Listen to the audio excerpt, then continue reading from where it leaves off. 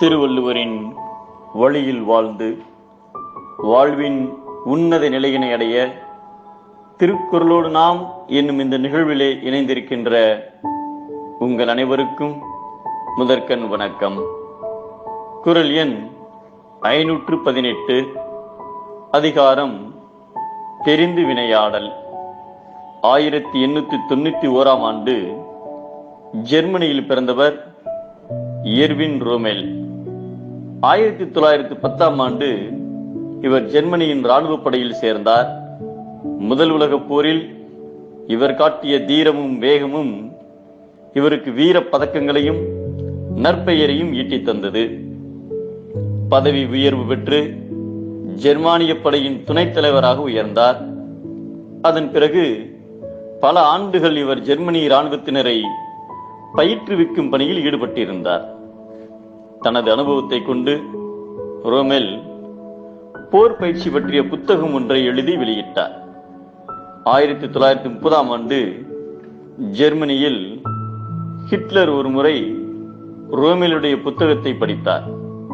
அதில் மனதை பறிகொடுத்த ஹிட்லர் ரோமலை தனக்கு அருகாமையில் வைத்துக் கொள்ள ஆசைப்பட்டார். 2ஆம் உலகப் போரின் போது ரோமெலை ஜெர்மானிய படையின் ஃபீல்டு மார்ஷலாக நியமித்தார் ஹிட்லர்.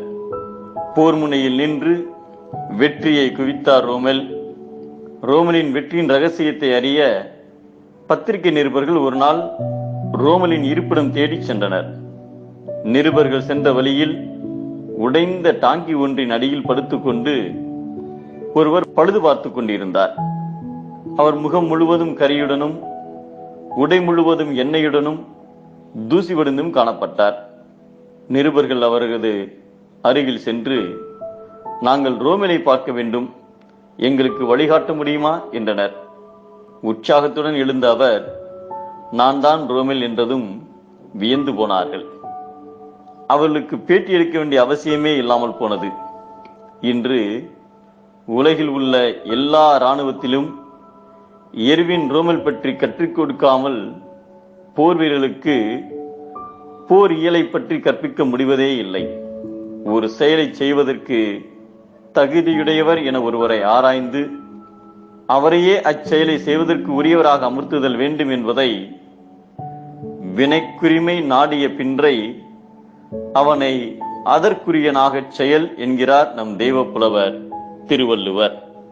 திறமை வாய்ந்தவரை தேர்ந்தெடுத்தல் சிறப்பு, அவரையே துணையாக கொண்டால் உயர்வு.